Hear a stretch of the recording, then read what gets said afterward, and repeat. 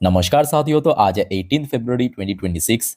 दोस्तों ये होता है एफआईस की इनफ्लो की पावर, मार्केट में स्टेबिलिटी और साथ में थोड़ा थोड़ा रिकवरी। आप कहेंगे कहाँ पे स्टेबिलिटी, शुरू में तो स्ट्रगल किया, तो जी नहीं। कहाँ तक स्ट्रगल किया अगर आप देखेंगे, आज ओपनिंग कहाँ पे था, ध्यान से देखना। लास्ट डे जहाँ पे क्लोजिंग दिया, जस्ट उसके ऊपर लेवल पे, थोड़ा ऊपर लेवल पे, बहुत ऊपर नहीं, 25,752 पॉइंट पे। अब ध्यान से नोट करना कि आज लो कहाँ तक पहुंचा, मतलब नीचे कहाँ तक गिरा। 25,645 यानी अप्रोक्सीमेटली 25,000 साढ़े 600 की लेवल, जहां पे लास्ट डे सपोर्ट मिला था, आज उसी लेवल पे ही सपोर्ट मिल गया। तो ये होता है आपकी स्टेबिलिटी, मतलब एक सडन लेवल तक की मार्केट नीचे जा रहा है तो वहां तक ही सपोर्ट मिल रहा है, बहुत नीचे क्रैश नहीं कर रहा है, मतलब एकदम गिर नहीं जा रहा है, खाई में गिर नहीं रहा है, एक पर्टिकुलर लेवल तक जा रहा है, वहां से बाउंस बैक कर रहा है।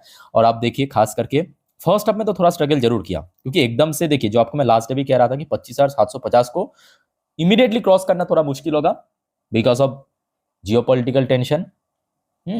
अब जैसे ही देखिए इस लेवल को सक्सेसफुली क्रॉस कर लिया, क्योंकि इस लेवल पे लास्ट डे भी हमने देखा था स्ट्रगल किया था, और उसके बाद सेकेंड अप में मोस्ट इंपॉर्टेंटली निफ्टी 50 25,750 को तोड़ा, 25,800 को क्रॉस करके क्लोजिंग दिया 25,819 पॉइंट पे, लगभग 0.37% गेनिंग के साथ।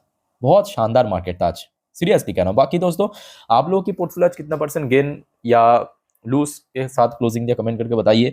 अच्छा, दूसरी तरफ बैंक निफ्टी आज फुल फॉर्म में था, मतलब जहां पे अगर आप देखेंगे निफ्टी 50 फर्स्ट हाफ तो थोड़ा बहुत नेगेटिव में था, स्ट्रगल किया, बट दूसरी तरफ बैंक निफ्टी पोजीशन उतना खराब नहीं था, बैंक निफ्टी सुबह से ही पॉजिटिव में था मोस्टली टाइम, और उसके बाद एकदम से क्लोजिंग दिया कहाँ पे, 61,500, पहली बार 61,500 को क्रॉस करके 61,500 पॉइंट पे लगभग 0.62% गेनिंग के साथ, और देखते देखते अपने जो ऑल टाइम हाई है उसके नजदीक पहुंच चुका है। ओके। अच्छा, बाकी सेक्टर्स की क्या हाल है आइए देखते हैं। आज वैसे तो आईटी सेक्टर ही थोड़ा स्ट्रगल किया, अदरवाइज बाकी आई थिंक कि सारी सेक्टर पॉजिटिव में ही था। एमएस सेक्टर पॉजिटिव में था, सीडीटीवाई सेक्टर पॉजिटिव में था, मेटल सेक्टर आज बहुत बढ़िया मूड में था बिकॉज आपके इंटरनेशनल मार्केट में गोल्ड सिल्वर सब रिकवर कर रहा था, एल्युमिनियम कॉपर। अच्छा, पीएसयू बैंक आज खास करके बहुत बढ़िया मूड में था, प्राइवेट बैंक्स के साथ अगर हम कंपेयर करें पीएसयू बैंक आज बहुत अच्छा था। बाकी बात करें सरकारी कंपनी की सेक्टर, पीएससी सेक्टर ठीक ठाक था, फार्मास्यूटिकल सेक्टर ठीक ठाक, मीडिया सेक्टर ठीक ठाक, रियलिटी सेक्टर ठीक ठाक, सर्विस सेक्टर ठीक ठाक, फाइनेंशियल सर्विस सेक्टर भी रिकवर किया, सीपीएसई सेक्टर हल्का सा वीक था, और आईटी सेक्टर अगेन वीक था। अच्छा, आईटी सेक्टर वीक रहने की वजह भी है, ऐसे थोड़ी आईटी सेक्टर वीक रहने की वजह है, वजह क्या है कि आज रात में दोस्तों याद रखना, आज रात में एफओएमसी मिनट्स है, नॉट मीटिंग, एफओएमसी मिनट्स, ठीक है, जिसका आउटकम आएगा तो जिस वजह से आईटी सेक्टर थोड़ा सा ऊपर नीचे चल रहा था, तो आज रात में दोस्तों मैं आपको जानकारी दे दूंगा इस बारे में, ठीक है। अच्छा, एफएमसी सेक्टर ठीक ठाक था, ऑटो सेक्टर ठीक ठाक था, consumption sector, bank Nifty, energy sector, तो आज मोस्टली सेक्टर पॉजिटिव में क्लोजिंग दिया। इवन अगर आप देखेंगे लास्ट 2 दिन से आपके जो गोल्ड एंड सिल्वर है वो थोड़ा स्ट्रगल कर रहा था, आज आप देखिए गोल्ड भी रिकवर कर गया इंटरनेशनल मार्केट में। हाँ, ये फैक्ट है कि $5,000 पर आउंस के अभी भी नीचे ही है, थोड़ा बहुत नीचे, बट कुछ हद तक तो रिकवर कर गया, आधा परसेंट के आसपास। और दूसरी तरफ सिल्वर भी रिकवर कर गया, देखिए सिल्वर अभी लगभग 3% ऊपर चल रहा है, लास्ट डे थोड़ा बहुत नीचे ही चल रहा था। अभी भी देखिए ये फैक्ट है कि बहुत रिकवरी होना बाकी है, खास करके सिल्वर में, मतलब जहाँ पे पहुंच गया था $120 पर आउंस पे, वहां से अभी बहुत रिकवरी बाकी है, बट आशा रखता हूँ कि कर जाएगा, ठीक है। तो ओवरऑल बात करें, आज बाजार की सेंटिमेंट देखिए काफी बढ़िया ही था। ओके, अब चलिए कुछ इंपॉर्टेंट अपडेट्स टॉपिक आपके साथ मैं जानकारी शेयर करता हूं, बट सबसे पहले दोस्तों आप सभी को रिक्वेस्ट करूंगा, प्लीज चैनल को सब्सक्राइब कर लीजिए अगर आपने अभी तक नहीं किया, या आप इस चैनल पे नहीं हो। देखिए आपकी एक सब्सक्राइब करना, लाइक करना वीडियो को मुझे भी बहुत ज्यादा मोटिवेट करता है इस प्रकार की जानकारी, इंफॉर्मेटिव वीडियो आप तक पहुंचाने के लिए, तो प्लीज फटाफट चैनल को सब्सक्राइब करके रख दीजिए। अच्छा दोस्तों, आपको याद होगा कल रात की 12 बजे की वीडियो में ये जानकारी आपको मैं दिया था, कौन सा जानकारी, यूएस ईरान मीटिंग के जो आउटकम, उसके जानकारी दिया था, और इस वीडियो में हमने बकायदा डिस्कशन भी किया था कि कल रात में उस मीटिंग के आउटकम में हमने देखा कि सबसे पहली बात यूएस और ईरान की तरफ से कुछ चीज को लेके कह सकते हो कि एग्री हुआ है, बट कुछ चीज अभी भी बाकी है एग्री होना, तो जिसके कारण ये जो सेकेंड टर्म की मीटिंग वो टोटल सक्सेसफुल नहीं रहा, बट कुछ हद तक पार्शियल सक्सेसफुल रहा आप कह सकते हो। और दूसरी तरफ एक और मीटिंग होगा फ्यूचर में, जिसका डेट अभी हो सकता है कि देखिए इंटरनली डिसाइड हो गया, बट किसी को बताया नहीं, बट ये कह दिया था कि एक और बार मीटिंग होगा, तीसरी दफा की मीटिंग, ठीक है। अब देखिए इस मीटिंग से रिलेटेड एक और यहाँ पे जानकारी मिला है आपके जेडी वैंस की तरफ से। यूएस की जो वाइस प्रेसिडेंट है जेडी वैंस, उन्होंने कहा Iran has not agreed to all Trump red line, JD Vance after Geneva talk. मैं आपको थोड़ा सा और क्लैरिटी दे देता हूं, देखिए ध्यान से। Iran has not agreed to all the red line set out by US President Donald Trump for a diplomatic solution, Vice President JD Vance said Tuesday मतलब यूएस के हिसाब से ट्यूसडे, हमारे यहाँ पे Wednesday, after talk in Geneva. जो आपको मैं अभी अभी कह रहा था कि देखिए जो कल मतलब सेकेंड टर्म की मीटिंग हुआ है उसमें कुछ पॉइंट या कुछ टॉपिक में तो दोनों ही पक्ष की तरफ से एग्री हो चुका है, राजी है, बट कुछ टॉपिक ऐसा भी है जहां पे अभी भी खुलासा बाकी है, मतलब कह सकते हो वहां पे दोनों ही पक्ष की तरफ से कुछ एग्री नहीं हुआ। अच्छा, तो जेडी वैंस ने क्या कहा? Vance appeared to indicate that the United States was still interested in diplomacy after Trump threaten force if Iran clerical state does not agree on key concern starting with its nuclear programme.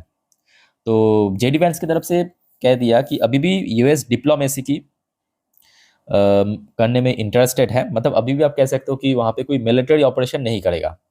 साथ ही साथ ये भी कहा इन some ways, ये देखिए in some ways it went well, मतलब कुछ कुछ जगह बहुत अच्छा हुआ है। They agreed to meet after what. अब बात यह है कि ये देखिए दुनिया को पता नहीं है कि क्योंकि ये न्यूक्लियर प्रोग्राम को लेकर बात हो रहा था, तो एक्चुअली किस टॉपिक पे एग्री हुआ है, कौन सी टॉपिक अभी भी एग्री नहीं हुआ, दोनों पक्ष वो खुलासा नहीं हुआ, बट कुछ तो यहाँ पे एग्री हुआ है, कुछ तो डिसएग्री अभी भी है, ठीक है। तो ये चीज आज हमें देखने को मिला आपके जेडी वैंस की तरफ से। अच्छा, उसके साथ साथ एक और थ्रेट आ रहा है आपके ट्रम्प की तरफ से। अब ट्रम्प किसको थ्रेट दिया देखिए, no oil, no mercy, no anything, Trump talk tough as Cuba grapple with deep economic crisis. देखिए ये जो देश है ना क्यूबा, इसका सबसे, इवन क्यूबा नहीं, क्यूबा के साथ साथ मैं कहूंगा वेनेजुएला, क्यूबा, मेक्सिको, ये सब देश की क्या मुसीबत है पता है? इसका जियोग्राफिकल लोकेशन, मतलब यूएस के ठीक बगल में है।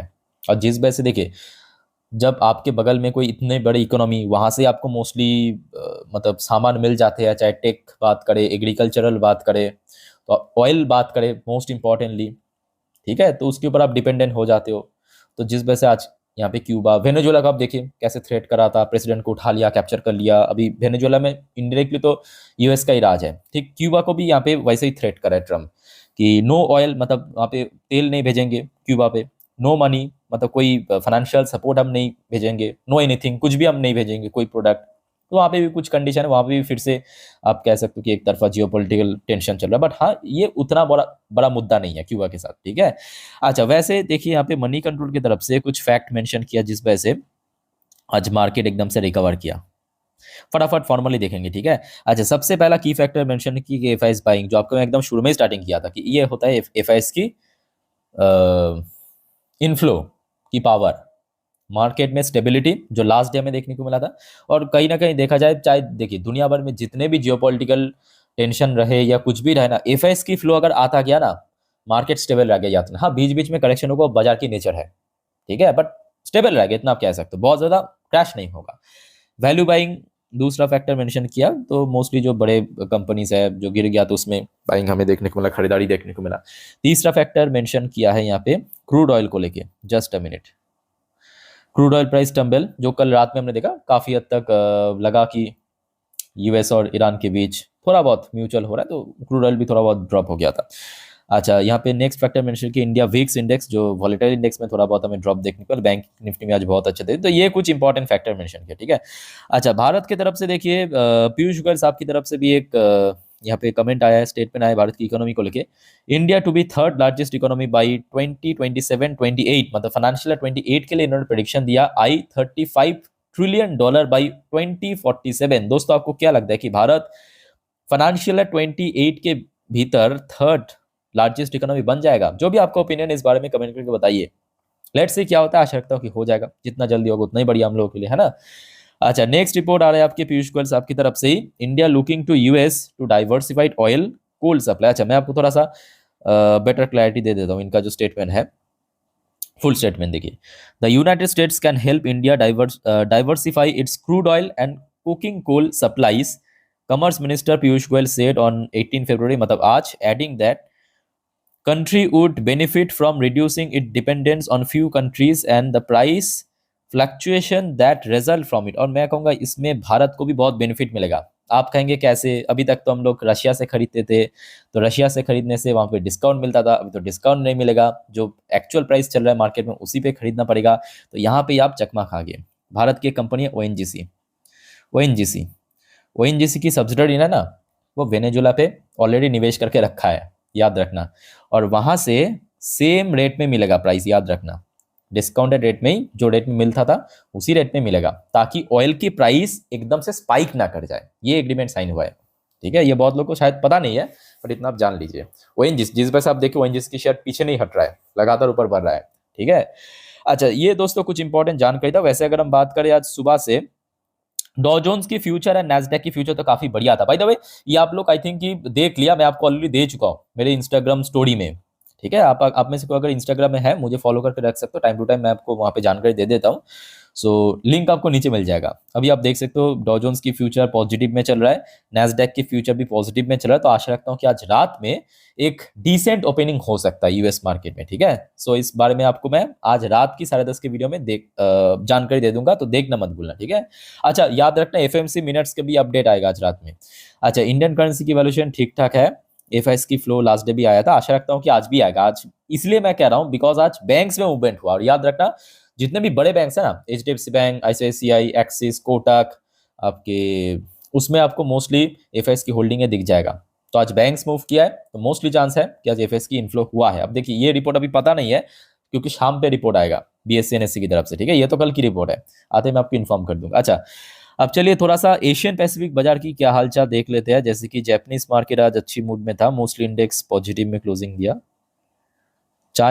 चाइनीज मार्केट आज क्लोज था, वहां पे वही क्या कहते हैं उसको, चाइनीज न्यू ईयर की वजह से। आपके हांगकांग की मार्केट भी आज क्लोजिंग था, साउथ कोरियन मार्केट भी क्लोजिंग है, मोस्टली मार्केट आपकी क्लोजिंग है। इंडियन मार्केट तो चलो ठीक है, ताइवानिश मार्केट भी आज क्लोजिंग था। ऑस्ट्रेलियन मार्केट ओपन था, बढ़िया था। अच्छा, ये खचरा आज काफी रिकवर कर गया, खचरा आज बहुत रिकवर कर गया, बैक टू बैक गिर रहा था। न्यूजीलैंड की मार्केट आज क्लोज था, मलेशियन मार्केट भी क्लोज था, इंडोनेशियन मार्केट ओपन था, ठीक ठाक था, Singapore market close, Thai market open था, ठीक ठाक था। यानी आज मोस्टली जो एशियन पैसिफिक मार्केट ओपन था, ठीक ठाक ही हमें देखने को मिला, पॉजिटिव में या तो काफी बुलिश मूड में, ठीक है। तो ओवरऑल बात करें, ठीक है, बाजार की स्थिति में ठीक ठाक चल रहा है अभी। स्टेबिलिटी के साथ मार्केट धीरे धीरे रिकवर कर रहा है। आशा रखता हूँ कि मार्केट के साथ साथ आपकी पोर्टफोलियो भी रिकवर कर जाएगा बहुत जल्दी। अभी भी आई नो कि बहुत रिकवरी होना बाकी है, खास करके पोर्टफोलियो में, बट थोड़ा पेशेंस रखे, रिकवर हो जाएगा, ठीक है। बाकी दोस्तों, कोई आपका और जानकारी पाना है, कंफ्यूजन है, कमेंट करके पूछिए। इस वीडियो को वाइंड अप करता हूँ। वीडियो अच्छा लगे तो लाइक करना, चैनल को सब्सक्राइब करना। टेक केयर, बाय बाय, जय हिंद।